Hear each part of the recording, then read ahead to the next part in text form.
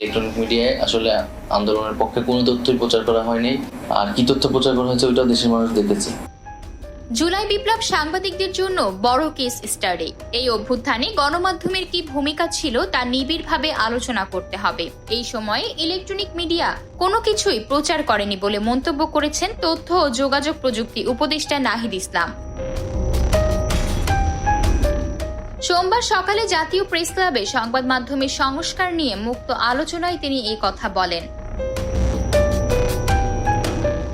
এ সময় তিনি বলেন, সাংবাদিকরা কেন পেশাদারিত্বের সাথে কাজ করতে পারে না সেসব বিষয় পর্যালোচনা করা হচ্ছে। নানামুখী স্টেক হোল্ডারদের সঙ্গে ঐক্যমতের ভিত্তিতে কাজ করতে হবে। ওয়েস বোর্ড সহ সাংবাদিকদের বেতনের বিষয়টি নিশ্চিত করতে হবে। দাসসুলভ আচরণের সুযোগ নেই। সাংবাদিক সংগঠনগুলো সাংবাদিকতা নিয়ে কাজ করতে হবে।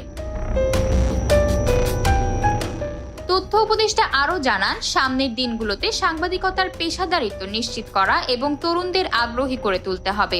সকল পক্ষের সাথে আলোচনা করে পরামর্শের ভিত্তিতে গণমাধ্যম সংস্কার কমিশন ঘোষণা করা হবে বলেও মন্তব্য করেন তিনি। এর আগে রোববার রাজধানীর একটি হোটেলে the cross border spread of misinformation in South Asia শীর্ষক সেমিনারে তথ্য উপদেষ্টা নাহিদ ইসলাম বলেন, বাংলাদেশ ইসলামী উগ্রবাদ তৈরি হলে ভারতে যারা উগ্রবাদী রয়েছে তাদের জন্য সহায়ক হয়। সেই জায়গা থেকেই অপপ্রচার চালানো হয়ে থাকতে পারে। তিনি বলেছেন, বাংলাদেশের অভ্যুত্থান নিয়ে অপপ্রচার চালানো হচ্ছে। উল্লেখ্য, টাইম ম্যাগাজিনের 100 প্রভাবশালী ব্যক্তির তালিকায় জায়গা করে নিয়েছেন বৈষম্য বিরোধী ছাত্র আন্দোলনের নেতা ও বর্তমান অন্তর্বর্তী সরকারের এই উপদেষ্টা নাহিদ ইসলাম। আতকিয়া মাইমুনা, বার্তা 24।